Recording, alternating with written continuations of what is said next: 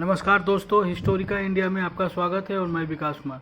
दोस्तों अभी मैं आया हूँ राजगीर नालंदा। आप देख रहे होंगे कि राजगीर के जो बेनू वन है, जो बहुत ऐतिहासिक बेनू वन है, कितना सुंदर और भव्य है। दोस्तों आपको मैं थोड़ा सा इसके इतिहास में लेकर चलता हूँ। बेनू का मतलब होता है बांस और वन का मतलब होता है जंगल, मतलब ऐसा जंगल जो बांस का जंगल हो। तो आप अभी भी दोस्तों आएंगे तो जो बिहार टूरिज्म है, इन्होंने पूरे पार्क में, आज एक पार्क की तरह है, और इस पूरे पार्क में जो एक छोटे छोटे बांस के पौधे होते हैं, क्योंकि आपको पता है बोटेनिकली रूप से जो बांस है ये ग्रास है। तो आप यहाँ देखेंगे तो यहाँ विहंगम दृश्य आपको देखने को मिलेगा। यहाँ दो तालाब हैं जो सुंदर से झील के रूप में प्रतीत होते हैं। एक बुद्धा की एक मूर्ति है, जहाँ जब आप जाएंगे पास में तो देखेंगे कि आपको असीम शांति मिलती है दोस्तों। और वो विलेज कुंडलपुर है कि यहाँ एक पहले बौद्ध मठ था दोस्तों, और इसकी हम हिस्ट्री जाएंगे तो हिस्ट्री जाती है बिंबिसार के द्वारा।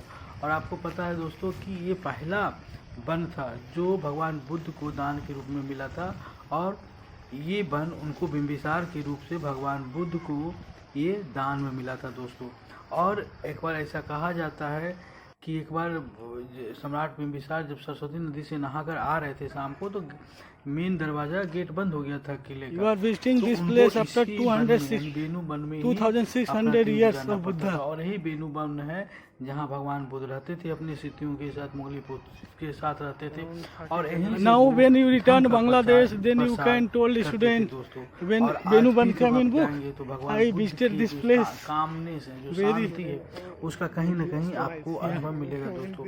और आप इसके साइड में जाएंगे दोस्तों तो एक मजार भी अभी बना हुआ है दोस्तों। तो कहा एक टीले पे, तो दोस्तों ऐसा भी कहा जाता है कि जब आप भगवान बुद्ध का जब महापरिनिर्वाण हुआ था, तो जब उनके 8 भागों में उनके अवशेष को बांट दिया गया था दोस्तों, तो उस समय एक जो भाग था वो अजातशत्रु जो मगध के उस समय के सम्राट को लाकर उन्होंने भी एक स्तूप बनाया था दोस्तों।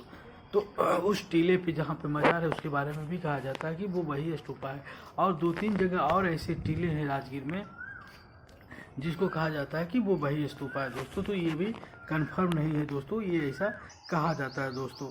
और यहीं पे एक सुंदर तालाब है जिसको करंदक तालाब कहा जाता है, जो एक तरीके से कह सकते हैं दोस्तों कि ये बहुत ही आस्था का केंद्र है दोस्तों। और ऐतिहासिक रूप में जो मगध सम्राट थे बिंबिसार, उनका भगवान बुद्ध को ये पहला तोहफा था दोस्तों।